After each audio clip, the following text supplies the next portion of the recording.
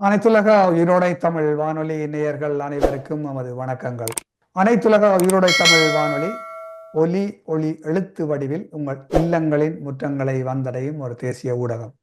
தாயகம், தமிழகம், சர்வதேசம் சார்ந்த அரசியல் களங்கள், நாட்டு நடப்புகள், மருத்துவம் என்று பலதரப்பட்ட செய்திகளை காவி வரும் ஊடகம். இது தாயக வளம். இன்றைய தாயக வளத்திலே நாங்கள் தாயகத்திலிருந்து திருமிகு விக்னேஸ்வரன் மகாசேனன் அவர்களை அழைத்து வந்திருக்கின்றோம். இவர் ஒரு முதுமானி பட்டம் பெற்ற அரசியல் துறை விடமானவர். இன்று நான் கலக்க இருக்கின்ற முக்கியமான விடயம் இந்த ஜனரஞ்சகத்தன்மையினூடாக தேசிய மக்கள் சக்தி மக்களை ஏமாற்றுகின்றதா என்பது பற்றிய ஒரு கேள்வி இன்று எழும்பியுள்ளது.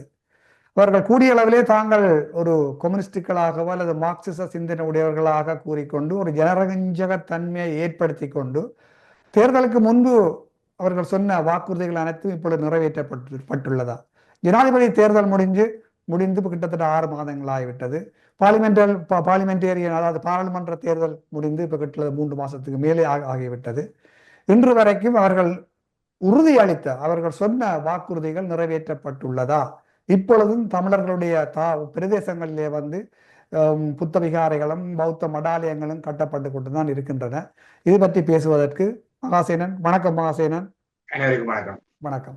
இந்த தேசிய மக்கள் சக்தியினுடைய இந்த ஜனரஞ்சக ஒரு போலியான ஒரு போர்வையை நாங்கள் என்ன மாதிரி பார்க்கலாம் என்று நீங்கள் நினைக்கின்றீர்கள்?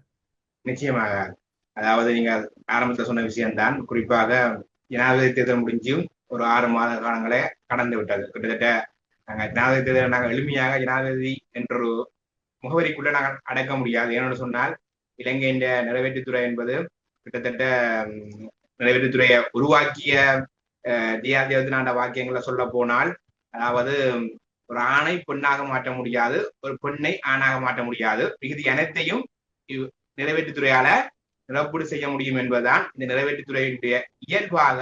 இந்த நிறைவேற்றுத்துறையை இந்த பொதுவுக்கு கொண்டு இலங்கை நிறைவேற்றுத்துறையை பொதுவுக்கு கொண்டு வந்த ஜெயாதிபதினாரால கூறப்பட்டது. சோ அத்தகைய ஒரு நிறைவேற்றுத்துறையின் ஜனாதிபதி ஆகி 6 மாதங்களை கலந்து விட்டது. ஓகே, நாங்கள் நிறைவேற்றுத்துறை இன்றைக்கு நாங்கள் நிறைவேற்றுத்துறையில நாங்கள் அவ்வளவுக்கு சில மாற்றங்கள் வந்திருக்குன்னு சில கருத்துக்களை முன்வைச்சாலும், ஓகே, அடுத்த கட்டத்துக்கு வருவோம்னா இலங்கை அடுத்த பகுதி பாராளுமன்றம். பாராளுமன்றத்துல 3/2 பெரும்பான்மை என்றால் எங்களுடைய எத்தகைய மாற்றத்துக்குமான அவசிய தேவை 3/2 பெரும்பான்மை. சோ அந்த 3/2 பெரும்பான்மை பாராளுமன்றத்தை பெற்று கிட்டத்தட்ட 4 மாதங்களை கடக்கின்றது. சோ ஒரு முழுமையான ஒரு பலமிக்க அரசாங்கத்தை தான் இலங்கையில இந்த நாங்கள் கடந்த 4 மாதங்களாக பார்க்கிறோம். இந்த முழுமையான ஒரு பலமிக்க அரசாங்கம் எத்தகைய செயற்பாடுகளை செய்திருக்குது என்பதுல நாங்கள் அதிகம் கேள்விக்குட்படுத்த தேவை இருக்குது. நாங்கள் எளிமையாக கடந்து விட்டு செல்ல முடியாது. ஏன்னு சொன்னால் நாங்கள் பார்ப்போம், பல அரசியல் மாற்றங்களுக்குள்ள 100 நாள் வேலை திட்டங்கள், 200 நாள் வேலை திட்டங்கள்னு சொல்லி பல திட்டங்கள் 3 மாத கால போதுக்குள்ள ஒரு தங்களுடைய மக்களுக்கு நம்பிக்கை ஏற்படுத்துற ஒரு வியூகங்களை கடந்த காலங்களில் பார்த்திருக்கிறோம்.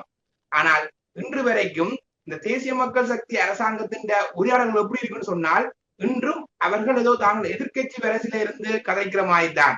அதாவது கடந்த அரசாங்கம் செய்து விட்டது என்று சொல்லி இன்று வரையும் கடந்த அரசாங்கம் செய்து விட்டேன்னு சொல்லினான். ஓகே, கடந்த அரசாங்கம் ஒரு குற்றம் செய்து விட்டேன்னு சொன்னால் அந்த குற்றத்தை தண்டிக்கிறார்கள் என்றால் அதுவும் இல்லை. கிட்டத்தட்ட தேர்தல் கால பகுதியில பார்த்தால் அனுரகுமார திசாநாயக்கா மற்றும் அவர் சக ஆட்களுடைய ஊடக சந்திப்புகள் என்பது ஒரு பெரிய பயில் எடுக்க வச்சுக்கொண்டுதான் சந்திப்பினான். அதாவது எல்லா குற்றங்களுக்கான சாட்சியங்களும் தங்களிடம் திரட்டப்பட்டுள்ளது என்று சொல்லிக் கொண்டுதான் ஊடக சந்திப்புகளை வைப்பார்கள். இன்றைக்கு அந்த பயில் கவர்கள் எங்கே என்பதுதான் பொதுமக்களிடம் கேள்வியா இருக்குது.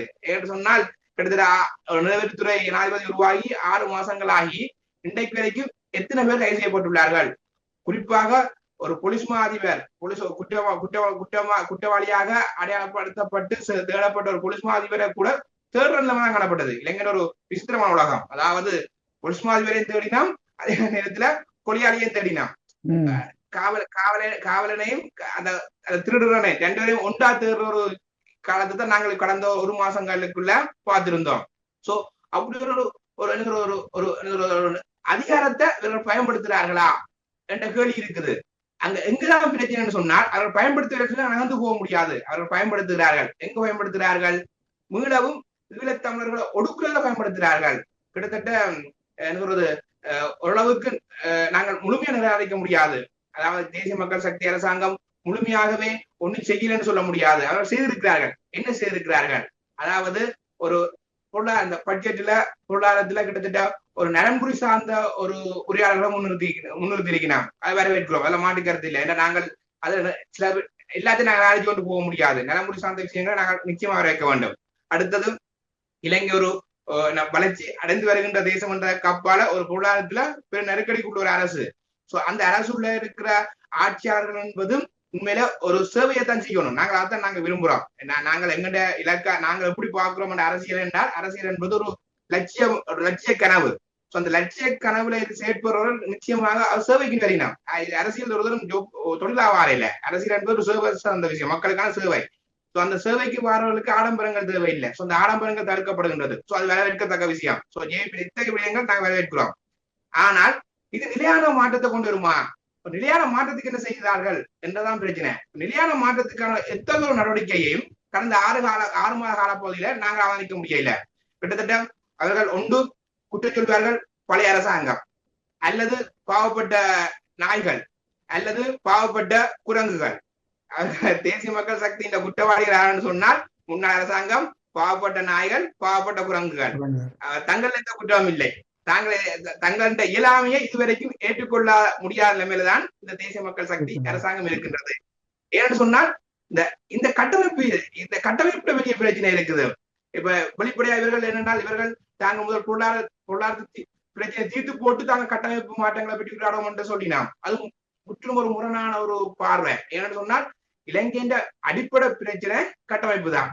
இந்த கட்டமைப்பை மாற்றுவதால்தான் இலங்கையின் பொருளாதார பிரச்சனையோ அல்லது இலங்கையில ஏற்பட்டுள்ள அரசியல் சமூக பிரச்சனை தீர்க்கிறதுக்கு ஒரு கட்டமைப்பு மாற்றம் தான் தேவை. ஆனா கட்டமைப்பு சார்ந்து இதுவரைக்கும் எத்தகைய மாற்றத்தையும் முன்மொழியவும் இல்லை. அதுக்கான எந்த ஒரு எண்ணங்களுக்குள்ளையும் அவர்கள் நாங்க பயணிக்கிறத காண முடியல. இது முழுக்க என்ன நடக்கின்றால் ஜனரஞ்சகம். நம்ம ஜனரஞ்சகம் தேவை என்றால் ஒரு அரசியல் ஆளுமைன்றது நாங்க அவற்றை ஜனரஞ்ச தன்மையினால்தான் கூட இழுவட்டு செல்ற தன்மை இருக்குது. அந்த ஜனரஞ்சத்தின் விளைவு எப்படி இருக்கணும், அதான் முக்கியம். ஜனரஞ்சத்தின் விளைவு சார்ந்தா நாங்க பார்க்க வேண்டியிருக்குது. ஆனால் இலங்கையை பொறுத்தவரை இந்த ஜனரஞ்சகம் ஒரு விளைவற்றதா இருக்குது. ஒரு ஆரோக்கியமான விளைவுகளா தரவில்லை. அதாவது தேசிய மக்கள் சக்தி அரசாங்கம் அல்லது அனுர குமார திசாநாயக்க ஒரு ஜனரஞ்சக தோற்றத்துக்குள்ளதான் ஒரு 3-2 பெரும்பான்மையையும் ஒரு நிறைவேற்றுத்துறை அதிகாரத்தையும் தேசிய மக்கள் சக்தி அரசாங்கம் பெற்றுள்ளது. ஆனா அந்த ஜனரஞ்சத்தின் விளைவு என்ன என்று பார்த்தால் இதுவரைக்கும் அந்த விளைவுகளை எங்களால கண்கூடாக கவனிக்க முடியவில்லை. இது வெறுமனவே ஒரு தேர்தல் கால உரையாடல். கிட்டத்தட்ட நாங்க பார்த்தா ஜனாதிபதி தேர்தலுக்கு முன்னம் பயில கொண்டு திரிஞ்சு என்னோட கோப்புகள் இருக்குது, எல்லாரும் மீதான குற்றச்சாட்டுகள் இருக்குது, குற்றவாளிகளை நாங்க தண்டிப்போம்ட மக்கள் ஒரு பெரிய ஆணை வழங்கினார்கள். நிறைவேற்றுத்துறைக்கு வந்தார். பிறகு பாராளுமன்ற தேர்தல் கால பகுதியை பொறுத்த வரைக்கும் ஈஸ்டர் குண்டு தாக்குதல் சார்ந்த விடயங்களை நாங்க முன்னப்படுத்துவோம்னு சொல்லி கிட்டத்தட்ட நாளைக்கு அந்த ஜனாதிபதி தேர்தலுக்கும் பாராளுமன்ற தேர்தலுக்கும் இடைப்பட்ட கால பகுதியில பல சந்திப்புகளை கிறிஸ்தவ மதகுரு கருதினாருடன் சந்திப்புகளை மேற்கொண்டார். பாராளுமன்ற தேர்தல் முடிஞ்சா பிறகு அந்த விஷயம் முடிக்குது. அதன்படி அந்த கதை இல்ல. இப்ப உள்ளாட்சி தேர்தல், உள்ளாட்சி சபை தேர்தல் சொன்னோன்னே இப்ப கொஞ்சம் புதிய விடயங்கள், அதாவது பட்டலந்தப்படுத்துகிறார்கள். கிட்டத்தட்ட பட்டலந்த அந்த பார்லமெண்ட் விவாதத்தை நாங்கள் பார்த்தால் முதலாவது ஏப்ரல் 5ஆம் தேதி முதலாவது பார்லமெண்ட் விவாதம் கிட்டத்தட்ட உள்ளாட்சி தேர்தலுக்கான பிரச்சாரங்கள் தொடங்குற காலப்பகுதி. 2வது பட்டலந்த 2 நாள் விவாதம். 2வது நாள் விவாதத்தை பார்த்தால் கிட்டத்தட்ட நான் நினைக்கிறேன் அது மே மாசத்தின் முதல் வாரங்கள்ல திட்டமிடப்பட்டிருக்குது. மே மாசத்தின் முதல் வாரம் அது தேர்தல் காலப்பகுதி. இவர்கள் கிட்டத்தட்ட ஒரு தேர்தலை மையப்படுத்தி நகரினம், தேர்தலை மையப்படுத்தி கொண்டு மக்களை கவர்றது. மக்கள்கிட்ட நாங்க செய்கிறோம் சொல்லத்தான் சொல்லின மொழிக்க இதுவரைக்கும் எந்த ஒரு செயற்பாட்டு தளத்தையும் நாங்கள் அவதானிக்க முடியவில்லை. கிட்டத்தட்ட குறைஞ்சபட்சம் எங்களுக்கு ஆளும் ஒரு நாங்க ஏன் நான் தேசிய மக்கள் சக்தி அரசாங்க ஆதரவாளர்கள் அல்லது தேசிய மக்கள் சக்தி வேட்பாளர் கேட்க வேண்டிய கேள்வி ஒன்று இருக்கு என்று சொன்னால், குறைஞ்சபட்சம் ஒரு மனச்சாட்சி உள்ளவர்கள் என்று சொன்னால் அவர்கள் எழுப்ப வேண்டிய கேள்வி கையிட்டு விவகாரம். கையிட்டு விவகாரம் நாங்கள் ஓகே நீங்க சொல்லலாம், அது பழைய அரசாங்கம் செய்தது, பழைய அரசாங்க காலத்தில் நடைபெற்றது, சோ நாங்க அதுல இப்போதைக்கு எதுவும் சொல்ல முடியாது, ஓகே ஏற்றுக்கொள்றோம். பழைய அரசாங்கம் அதுல கட்டப்பட்டது, அது உடைக்கிறதா இல்லையான்றதை பற்றி நீங்க ஆளாந்து யோசிங்கோ. ஆனால் உங்களுடைய அரசாங்க காலப்பகுதியில கடந்த வாரம் போலீஸ் பாதுகாப்புடன் ஒரு புதிய கட்டிட தொகுதி திறக்கப்பட்டுள்ளது. பௌத்த மடாலயம் ஒன்று அங்க திறக்கப்பட்டுள்ளது. அதான் அப்ப அதுக்கு பொறுப்பு கூற வேண்டியவர்கள் யார்? அதுக்கு பொறுப்பு உங்களுடைய அரசாங்க கால பகுதியில கட்டப்பட்டிருக்குன்னு திறக்கப்பட்டிருக்குன்னு சொன்னால் அதுக்கு பொறுப்பு கூற வேண்டியது நீங்கள். உங்களோட போலீஸ் பாதுகாப்பு, உங்களோட இலங்கை அரசு இயந்திரத்தின் பாதுகாப்புடன் தான் அது திறக்கப்பட்டிருக்குன்னு சொன்னால் அதுக்கு பொறுப்பு கூற வேண்டியவர்கள் ஏவிப்பினர்கள் தான், தேசிய மக்கள் சக்தியினர். தேசிய மக்கள் சக்தி அது நிச்சயமாக சொல்ல வேண்டிய தேவை இருக்குது. ஆனா அவர்கள் இதுக்கும் சொல்லுவாங்க, சொல்லலாம் இதுவும் கடந்த அரசாங்கம் கட்டிட்டுன்னு சொல்லதான் முடியும். அவர்கள் அந்த என்னன்னு சொல்லி சொன்னால், ஒன்று வந்து இந்த அவர்கள் மார்க்சிச சிந்தனை என்று சொல்கிறார்கள். ஆனால் இலங்கையை பொறுத்தவரையிலே எந்த அரசியல் கட்சிகளாக எந்த அரசியல்வாதிகளாகவும் இருக்கட்டும், இந்த பௌத்த பீடாதிபதிகளினுடைய காலில் தான் விழுந்து கிடக்கிறார்கள். அப்ப பௌத்த மத குருமார்கள் தான் இலங்கையினுடைய அரசியலையும் அரசியல்வாதிகளை தீர்மானிக்கிறார்கள் என்பது வந்து மாற்றுகிறது இல்லை. அதே போன்றுதான் இப்ப இருக்கின்ற தேசிய மக்கள் சக்தியும் அவர்கள் மார்க்சிச சிந்தனை என்று சொன்னாலும் பௌத்த பீடாதிபதிகள் பௌத்த மத குருமார்களுக்கு அடிபணிகின்றார்களா என்று கேள்வி எழும்புகின்றது. ஒன்று. இரண்டாவது, இந்த நீங்க சொன்னீங்க இந்த வல்வெட்டித்துறைக்கு அனுரகுமார திசநாயக்க வந்து சென்றவர்கள். தமிழ தேசிய தலைவர் பிறந்த ஒரு தேசத்தில் ஒரு கிராமத்தில் ஒரு சிங்கள அரசியல்வாதியை அங்கு அந்த கிராமத்துக்குள் நுழைய விட்டதே அந்த மக்களுடைய பிழையாகத்தான் நான் பார்க்கின்றேன். இன்று பாருங்கள், இன்று வரைக்கும் இந்த ஒரு தமிழ் மீனவ அமைச்சராக இருந்தா கூட இன்று வரைக்கும் மீனவர்களுடைய பிரச்சனை தீர்க்கப்படவில்லை. அது தொடர்ந்து கொண்டுதான் இருக்கின்றது. இதுல நான் இந்த கடைசி இந்த மீனவ பிரச்சனையை நான் அந்த பௌத்த பிரச்சனை காய்ச்சி போடுவேன். மீனவ பிரச்சனை நாங்கள் டீப்பா காய்ப்புற தேவை ஒன்று இருக்குது. சோ நான் அந்த பௌத்த பிரச்சனை காய்ச்சிட்டு வரேன். அதாவது நீங்க சொல்லும் போதுதான் எனக்கு ஒரு காணொலி கிட்டத்தட்ட ஒரு 2-3 கிழமைக்கு முன்னம் நடந்த ஒரு நிகழ்ச்சியா இருக்கணும். அதாவது பௌத்த ஒரு மகா சங்கத்தின் புரோகிராமுக்கு கிட்டத்தட்ட இளைஞண்ட கடந்த 90களுக்கு பிறகு இருந்த ஜனாதிபதிகள் சந்திரிகா பண்டாரநாயக்க குமாரதுங்கா, ரணில் விக்ரமசிங்க, மைத்திரிபால சிறிசேனா, மற்றது இன்றைய ஜனாதிபதி அனுரகுமார திசநாயக்கா 4 பேரும் சென்றிருக்கிறார்கள். 4 பேரும் என்ன பௌத்த பிக்குண்ட காலில் சரணாகதி அடைஞ்சார்கள். அதை பார்க்கும்போது என்ன இளைஞர் நிறைவேற்றுத்துறை, இளைஞர் அரசு, இளைஞர் உயரிய தலைவர்கள் பௌத்த மகா சங்கத்தின் காலுக்குள்ள இருக்கிறார்கள். சோ இலங்கை பௌத்த மகா சங்கத்தின் காலுக்குள்ள இருக்கிறது தான் அது வெளிப்படையா சொல்ற செய்தி. அதெல்லாம் மாட்டு கருத்து இல்ல. இலங்கை முழுமையாக ஒரு தம்மதீப கோட்பாட்டுக்குள்ள கட்டமைக்கப்பட்ட ஒரு அரசு இயந்திரம் தான். அதெல்லாம் மாட்டு கருத்து இல்லை. இது ஒரு பௌத்த கிட்டத்தட்ட இன்றைக்கு மறைந்த ஒபேசராசர் கிட்டத்தட்ட ஒரு தென்னிலங்கையின் ஒரு புலமையாளர், அவருடைய கருத்தும் அதுதான். அதாவது இலங்கை வந்து ஒரு ஆழமாக ஒரு பௌத்த கட்டுக்கதலுக்குள்ள பௌத்த கட்டுக்கதலுக்குள்ள ஆழமான பௌத்த அரசியலுக்குள்ள ஒரு சிக்கப்பட்ட ஒரு அரசாதான் இருக்கு. இந்த பௌத்த கட்டுக்கதை தான் இலங்கைய ஒரு ஸ்திரமற்ற சூழலுக்கு கொண்டு சென்று இருக்குது. அந்த பௌத்த கட்டுக்கதைகளை அனைவரும் அதுல ஒரு ஆழமா ஊறி போன ஒரு சூழல் இருக்கு. கிட்டத்தட்ட ஒரு என்ன சொல்றது, நாங்கள் ஒரு ப்ராமிஸ் லேண்ட் தியரி, எப்படி ஒரு பலஸ்தீனா இஸ்ரேல் விவகாரத்துக்குள்ள இருக்கிற அந்த எரிசனத்தை மையப்படுத்திய ஒரு ப்ராமிஸ் லேண்ட் தியரியோ, அந்த ப்ராமிஸ் லேண்ட் தியரி தான் எங்கெண்ட இலங்கை பிறப்புக்குள்ளேயும் கிட்டத்தட்ட இது வந்து என்ன புத்தரால சிங்களவர்களுக்கு ஆசீர்வதிக்கப்பட்ட ஒரு நிலமண்ட ஒரு மாய கட்டமைக்கப்பட்டிருக்குது. சோ அந்த மாய நடக்கப்படுதுன்னு சொன்னால் பௌத்தர்கள் அல்லாதவர்கள் இலங்கைக்கு அப்பாற்பட்டவர்கள் என்ற எண்ணம்.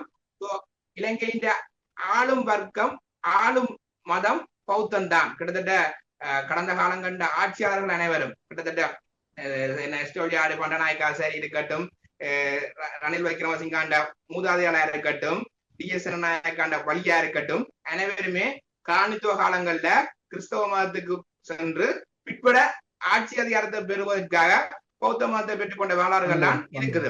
கிட்டத்தட்ட இலங்கையின் ஒரு பிரதமர், இலங்கையின் முன்னாள் பிரதமர், அன்றைய ஆட்சி தலைவர் பௌத்த பிக்குவால கொலை செய்யப்பட்டார். அதுக்கு பிறகு இன்றும் பௌத்த பிக்குகள் சரணாகதியா இருக்கிற சூழல் இருக்கின்றால் இலங்கையின் ஆளும் அரச இயந்திரம் என்பது அது பௌத்த மகாசங்கம் என்பது புலமையாளர்கள் தரத்துல ஒரு தெளிவான கருத்தா தான் இருக்கு. அவ நாங்க அதெல்லாம் மறுக்கிறதுக்கு இல்ல. அது எந்த மார்க்சவாதி இல்ல, அது இவர் வந்தாலும். ஆனா இவர் மார்க்சவாதி இல்ல. அடுத்த தரப்பு மார்க்சவாதி தான் நான் ஒரு பௌத்த மகாசங்கத்தின காலில் விழுந்த அளவுக்கு இருக்கக்கூடிய சூழல் மார்க்சவாதியிடம் அந்த இயல்பு இருந்திருக்காது. மார்க்சவாதியான்றதே பெருங்கேள்விக்குறிதான். அடுத்தது என்ன வல்வெட்டி துறை சார்ந்த பிரச்சனை. குறிப்பாக அதுல நாங்கள் மக்கள் எதிராக குறை சொல்லலாம்ன்றதுல ஒரு கேள்வி இருக்குது. ஏன்னு சொன்னால் மக்கள் என்ன சொல்றது ஒரு நிலையற்ற சூழல்ல இருக்கினா மக்களுக்கு சரியானது அடையாளம் காண்றத பெரிய பிரச்சனை இருக்குது.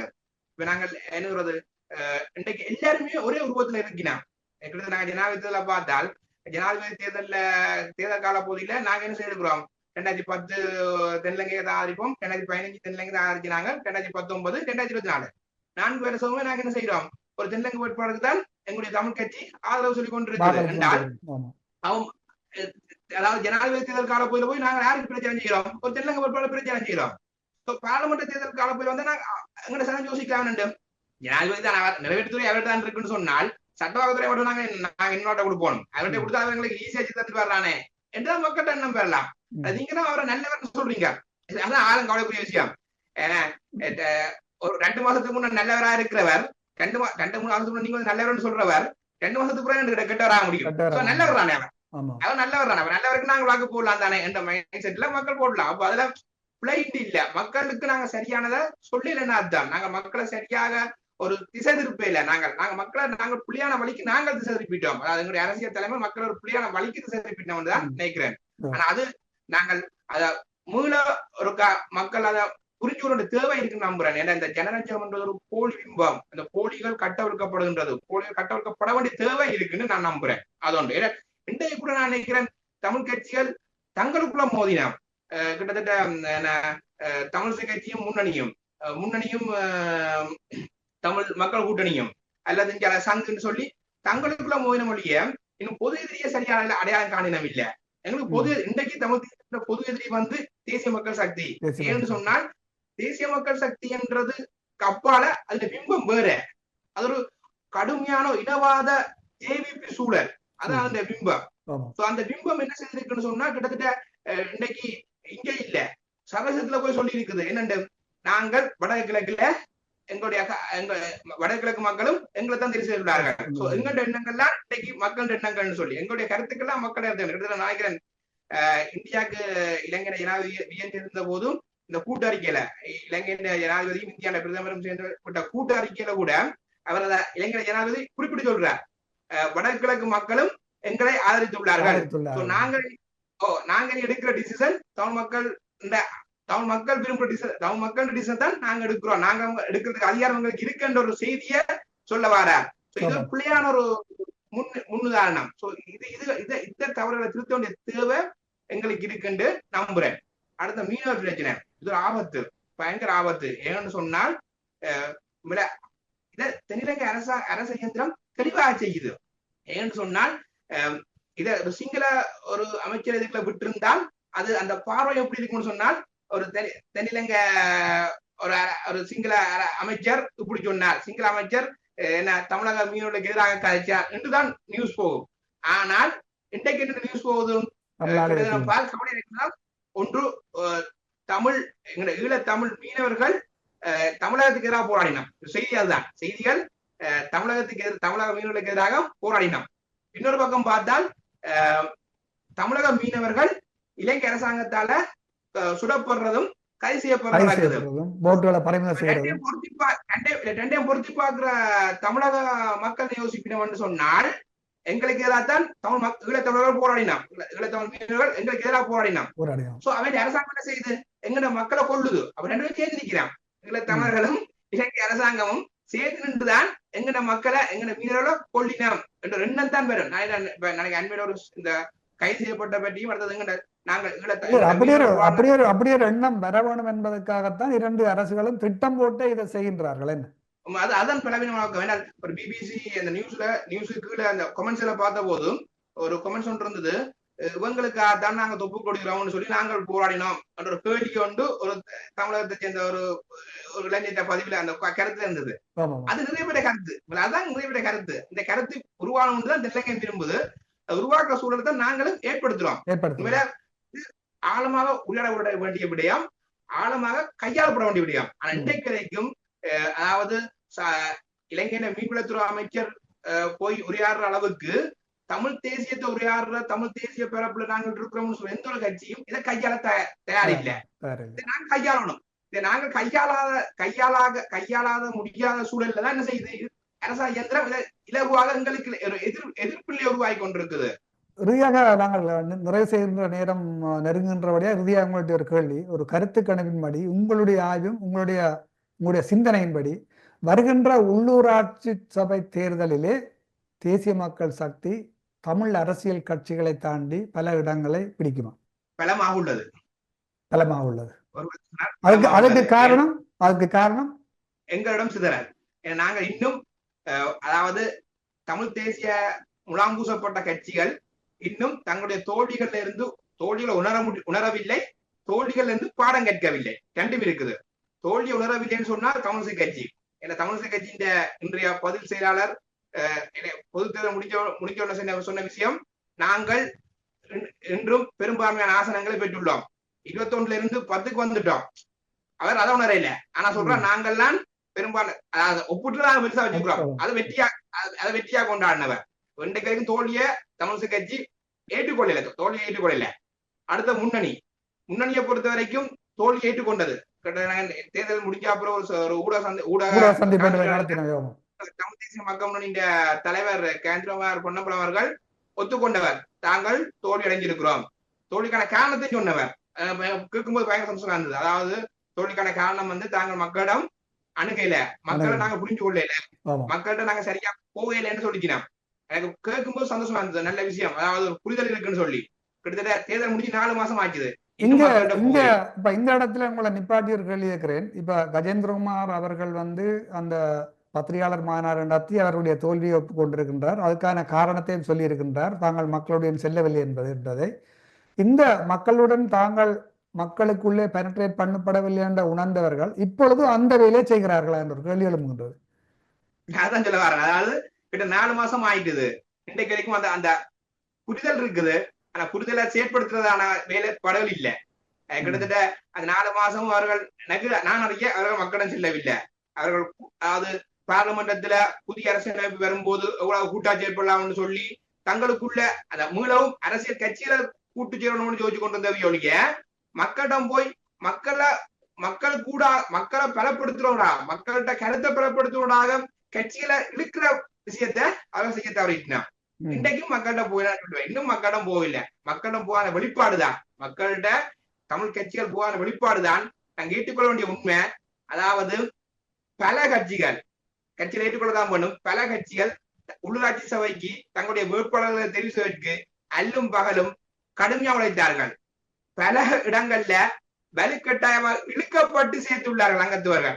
அதான் உண்மை. பல வேட்பாளர்கள் வலுக்கட்டாயமாக இழுக்கப்பட்டுள்ளார்கள். தன்னார்வமா வரையில. ஏன் தன்னார்வம் வரையிலன்னு சொன்னால் இவர்கள் மக்களிடம் இல்லை. அதான் உண்மை.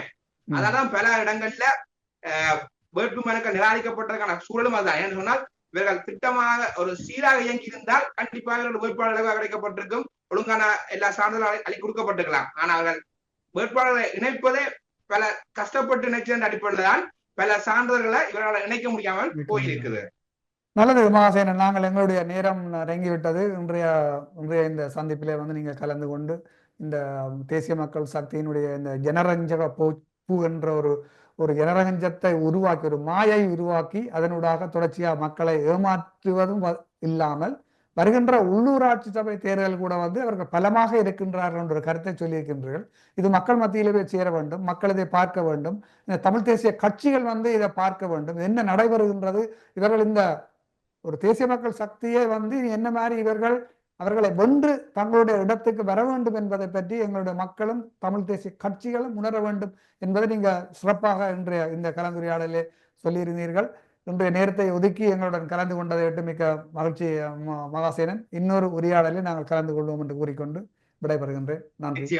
அதாவது இறுதியாக ஒரு அழுத்தமான பதிவும், அதாவது தமிழ் தேசியத்தின் இருப்பை பாதுகாக்கணும் என்று சொன்னால் நாங்கள் ஒரு ஒரு உயிருக்கு ஊசலாடி கொண்டிருக்கிற சமூகமா இருக்கிறோம். அதை உணர்ந்து கொண்டு பொது எதிரி, இன்றைக்கு தமிழ் தேசத்துல பொது எதிரி யாருன்றதை சரியாக உணர்ந்து இவர்களுக்குள்ள ஒரு பொது திரட்சி கொண்டு தமிழ் தேசத்துல வந்தால்தான் எங்களிடம் மீட்சியை கொண்டு சொல்லிக்கொண்டு நன்றி. நன்றி நன்றி நன்றி. எமது பார்வையாளர்களுக்கு வணக்கம். மக்களின் குரலாய் ஓங்கி ஒலிக்கும் இலக்கு மின்னிதழ் மற்றும் உயிரோடை தமிழ் வானொலி ஆகிய இவ்விரு ஊடகங்களும் உங்களைப் போன்ற எமது நேயர்கள் நண்பர்களின் ஆதரவிலேயே இயங்கி வருகின்றன. மிக குறைந்த வளங்களுடன் பல இடர்கள் மற்றும் தடைகளை தாண்டி பயணிக்கும் எமது ஊடகங்களின் பணிகள் மேலும் வளர உங்களால் முடிந்த நிதியுதவியை வழங்கி இன்னும் காத்திரமான செயற்பாடுகளை முன்னெடுக்க உதவுமாறு மிகவும் பணிவன்புடன் வேண்டி நிற்கின்றோம். உங்கள் பங்களிப்பு உங்களின் உரிமை குரலாய் ஓங்கி ஒலிக்கும். நன்றி.